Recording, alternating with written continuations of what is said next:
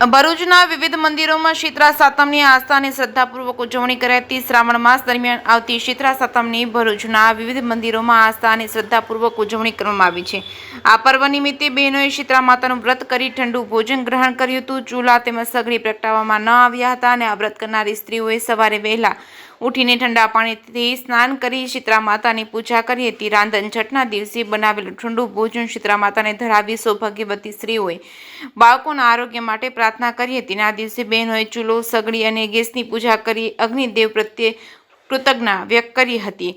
શીતળા સાતમના દિવસે ખાસ કરીને બાળકોને શીતળાથી થતા રોગોથી બચવા માટે માતાઓ ખોળાઓ પાથરીને પ્રાર્થના કરે છે અને આ વ્રત પાછળનો મુખ્ય ઉદ્દેશ સ્વચ્છતા અને સુઘડતાનો છે। ભરૂચના વિવિધ મંદિરોમાં શીતળા સાતમની ઉજવણી કરવામાં આવી હતી। જેકેસમી ગુજરાતી સાથે કેતન મહેતા, ભરૂચ। સાતમ હોવાથી ભરૂચના રામેશ્વર મંદિર ખાતે શીતળા સાતમનો લાભ લેનાર ભાવિક ભક્તો સવારથી જ ઉમટી પડ્યા છે અને તેમને પૂજા આરતીનો લાભ લીધો છે અને તેમનું જીવન ધન્ય બનાવ્યું।